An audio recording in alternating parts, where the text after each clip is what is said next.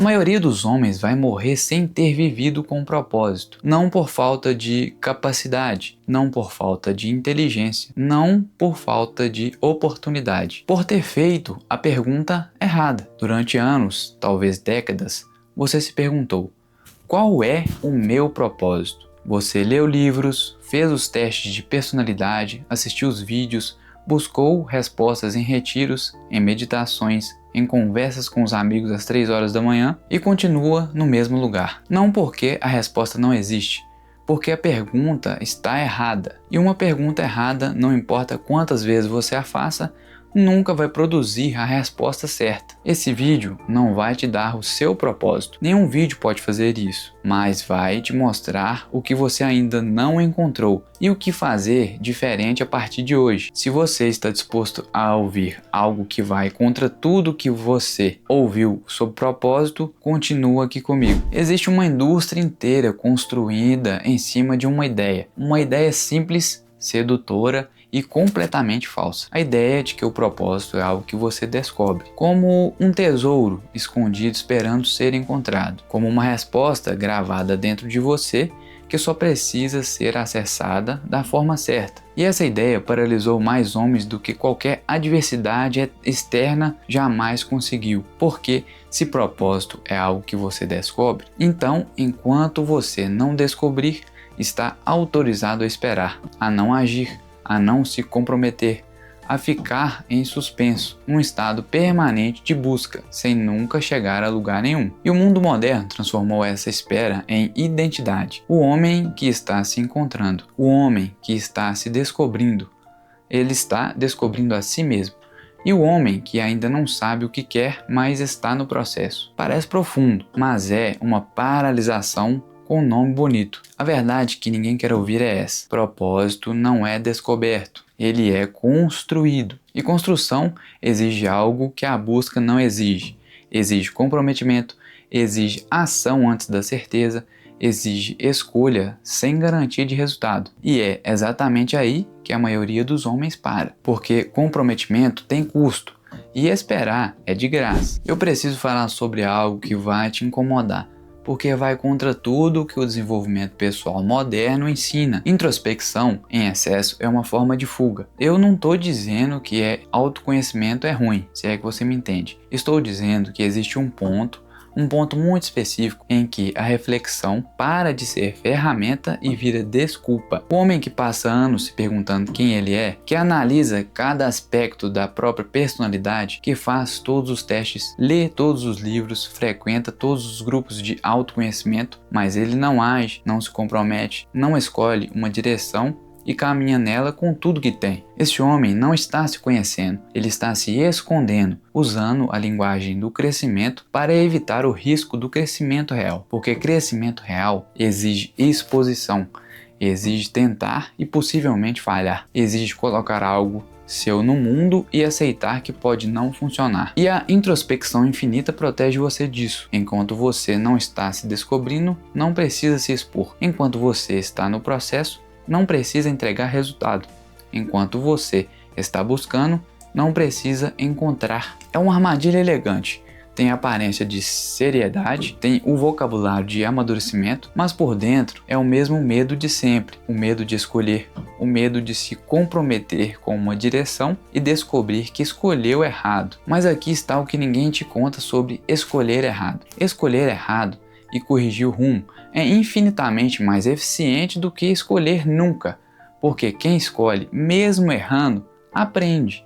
Quem não escolhe, somente espera. Viktor Frankl era um psiquiatra austríaco. Sobreviveu a 4 campos de concentração nazistas. Perdeu a esposa, os pais, o irmão. Passou anos no limite absoluto da experiência humana. E o que ele observou nesses campos? O que separava os que sobreviviam dos que desistiam. Não era força física, não era saúde, não era sorte. era sentido. Os homens que encontravam uma razão para continuar, mesmo dentro do horror absoluto, sobreviviam em proporção muito maior. Já os que perdiam o sentido desmoronavam rapidamente. Frank construiu uma escola inteira de psicologia a partir dessa observação, a logoterapia. E a conclusão central é essa: o ser humano não busca prazer acima de tudo, não busca poder acima de tudo. Ele busca sentido. E quando não encontra sentido, ele preenche com vazio, com qualquer coisa, com prazer artificial, com poder vazio, com distração infinita, com tudo que é anestesiador de viver sem direção. Mas a parte que mais me impactou em Frank não foi o diagnóstico, foi a direção da solução. Ele não disse que você precisa descobrir seu sentido antes de agir. Disse o oposto. Sentido emerge da ação comprometida, não a precede. Você não encontra propósito pensando sobre propósito. Você encontra propósito agindo com comprometimento e deixando o sentido emergir do processo. Isso muda tudo, porque inverte completamente a ordem que te ensinaram. Não é descubra propósito e depois haja. Haja com comprometimento e no propósito se revela no caminho. A tradição cristã fala sobre propósito de uma forma que a psicologia moderna levou décadas para descobrir e fala com uma clareza que nenhum livro de autoajuda conseguiu superar. Tem uma parábola que Jesus conta, a parábola dos talentos. Um senhor distribui talentos, recursos, capacidades entre seus servos antes de viajar. Um recebe 5, outro recebe 2, outro 1. Quando o senhor volta, os 2 primeiros dobraram o que receberam. O terceiro enterrou o seu, por medo de perder. E a resposta do Senhor ao terceiro servo é uma das frases mais duras de todo o Evangelho. Servo mau e preguiçoso. Não servo covarde, não servo inseguro, servo preguiçoso. Porque enterrar o que você tem por medo, por insegurança, por espera infinita, não é prudência, é negligência. A tradição cristã nunca prometeu que você descobriria seu propósito numa revelação dramática, numa visão, num sonho, num momento místico de clareza absoluta. Prometeu algo muito mais concreto e muito mais exigente. Quem é fiel no pouco será posto sobre o muito. Fiel no pouco, não perfeito no pouco, não genial no pouco, não apaixonado pelo pouco, e sim fiel. Isso significa, faça o bem com o que está diante de você agora, com o que você tem, no lugar onde você está, sem esperar as condições perfeitas, sem esperar a clareza total, sem esperar sentido que chegou o momento certo. E ao ser fiel no pouco, o muito se revela. O propósito não aparece antes da ação, aparece dentro dela. Vou te mostrar exatamente onde o processo falha, não em teoria, e sim na prática, no momento concreto em que tudo desmorona. A pergunta errada é essa: qual é o meu propósito? Parece a pergunta certa. É exatamente o que todos te disseram para perguntar, mas essa pergunta tem um defeito estrutural que a torna impossível de responder. Ela pressupõe que propósito é um substantivo, uma coisa, um destino fixo esperando para ser encontrado. E quando você trata propósito como uma coisa a ser encontrada, você entra em modo de busca. E modo de busca é passivo, é receptivo, é espera. A pergunta certa, ela é completamente diferente. Não é qual é o meu propósito, e sim quem eu estou decidindo me tornar. Você viu a diferença? A primeira pergunta ela aponta para fora, para algo que existe independente de você e precisa ser descoberto. A segunda aponta para dentro, para uma decisão que só você pode tomar. A primeira pergunta coloca você em posição de receptor. A segunda coloca você em posição de autor. Propósito real, o tipo que sustenta um homem nas piores circunstâncias. Só existe quando você é o autor, quando você escolheu, quando você decidiu, quando você comprometeu. Não quando você encontrou, quando você construiu. Depois de tudo que eu observei e vivi, existem 3 erros específicos que impedem homens de construir um propósito real. Não são erros de inteligência, são erros de compreensão sobre o que o propósito é. Primeiro erro, confundir propósito com paixão. A cultura moderna te ensinou que você precisa seguir a sua paixão, que propósito e paixão são a mesma coisa, que quando você encontrar o que te apaixona, tudo vai se encaixar naturalmente. E essa é uma das ideias mais prejudiciais que existem, porque paixão é uma emoção e emoções são voláteis, inconstantes e completamente não confiáveis como bússolas de vida. Você pode ser apaixonado por música e não ter talento suficiente para construir uma carreira nisso. Pode ser apaixonado por algo que não sustenta a família. Pode perder a paixão depois de anos, como acontece com qualquer emoção. Propósito não é o que te apaixona, é o que você considera digno do seu comprometimento, independente de como você se sente sobre isso num dia específico. Segundo erro, esperar certeza antes de agir. O homem que espera ter certeza no seu propósito antes de se comprometer, vai esperar para sempre, porque certeza não vem antes da ação, vem depois, ou às vezes nem vem, e mesmo assim você continua, porque comprometimento não depende de certeza, depende de escolha. Os homens que construíram algo real na história, sem exceção, não tinham certeza quando começaram, tinham direção, tinham comprometimento, tinham a disposição de agir antes de ter todas as respostas. Certeza é o prêmio de quem agiu, não é o pré-requisito de quem vai agir. E o terceiro erro, buscar propósito sozinho. O homem moderno foi convencido de que propósito é uma jornada solitária e individual, uma descoberta pessoal que acontece no isolamento da introspecção. Mas toda tradição séria de formação humana, seja ela filosófica, religiosa, militar, ensina o oposto disso. Propósito emerge no encontro, no serviço, na conexão com algo maior que você mesmo. O homem que busca propósito olhando exclusivamente para dentro vai encontrar cada vez mais perguntas e cada vez menos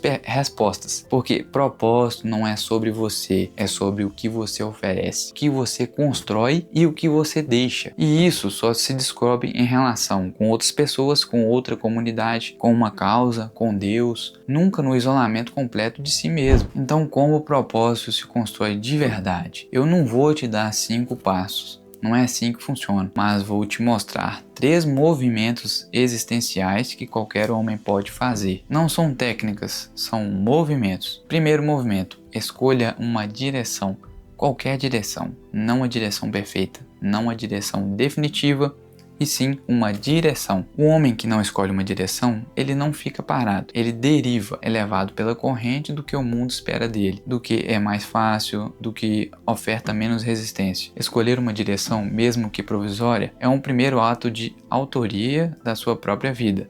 É dizer, eu decido para onde eu vou. Não é o mercado, não a minha família, não as circunstâncias. Eu decido. E se a direção estiver errada, você corrige, mas você só descobre que estava errada depois de ter caminhado nela, nunca antes. Segundo movimento, comprometa-se além do conforto. Propósito não cresce no conforto, cresce na tensão entre o que você é e o que você está tentando se tornar. Isso significa assumir compromissos que te assustam levemente. Não um compromisso insano, compromisso, uma versão melhor da que existe hoje dentro de você. Quando você assume um compromisso que te estica além do conforto atual, você cria uma tensão criativa, uma pressão interna que força crescimento. E é dentro desse crescimento que o propósito emerge, não antes, dentro. Terceiro movimento, sirva a algo maior que você mesmo. Esse é o movimento que a maioria ignora e é exatamente o mais importante. O propósito mais frágil que existe é o propósito centrado em você mesmo, em sua realização, em seu sucesso, em sua felicidade. Não porque esses objetivos estejam errados, mas porque são pequenos demais para sustentar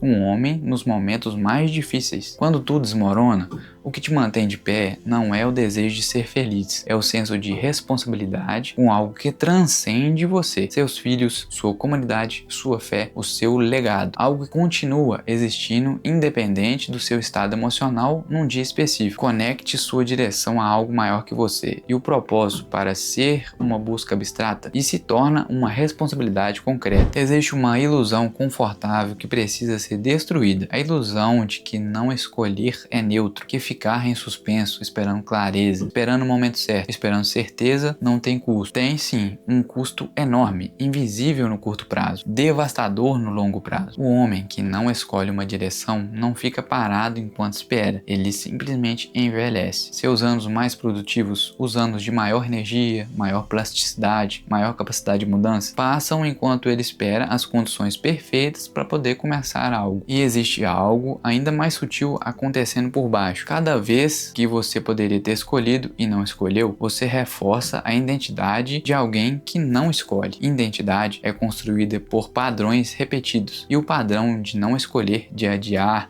de esperar, de buscar em comprometimento, se torna parte de quem você é. Até que um dia adiar é mais natural do que agir. Esperar é mais confortável do que comprometer. Buscar é mais seguro do que encontrar. E aí o problema deixa de ser a falta de propósito e vira a incapacidade de se comprometer a qualquer coisa. Existe um filósofo existencialista chamado Soren Kierkegaard que descreveu isso com uma precisão assustadora. Ele chamou de estágio estético da existência. Um homem que vive na superfície das possibilidades, que experimenta tudo, mas não se compromete com nada, que mantém todas as opções abertas porque fechar uma opção parece uma perda, mas Kierkegaard mostrou que esse homem, aparentemente livre porque não se comprometeu com nada, é na verdade o menos livre de todos, porque é escravo da própria incapacidade de escolher. Liberdade real não é ter todas as opções abertas, é ter a coragem de fechar algumas definitivamente e caminhar com tudo que você tem na direção escolhida. Isso é propósito, não uma descoberta mágica, uma escolha corajosa. Eu não vim aqui te dar o seu propósito, não está no meu poder, e qualquer um que diga que pode te dar isso está te vendendo alguma coisa. O que eu vim fazer foi mais simples e mais difícil ao mesmo tempo, mostrar que a razão pela qual você ainda não encontrou o propósito não é fraqueza, não é falta de talento, não é circunstância desfavorável, é simplesmente a pergunta errada, feita de forma errada, na direção errada. A pergunta certa não é qual é o meu propósito, é quem eu estou decidindo me tornar, e essa pergunta só tem uma forma de ser respondida, não na introspecção, não na busca, na ação comprometida, no serviço a algo maior que você, na fidelidade ao pouco que está diante de você agora. Propósito não é o destino, é uma direção, e direção começa com uma escolha. Hoje, com o que você tem, onde você está agora, sem esperar as condições perfeitas, sem esperar a certeza total, sem esperar sentir que chegou o momento. O momento é agora, a escolha é sua. Nos vemos no próximo vídeo. Valeu!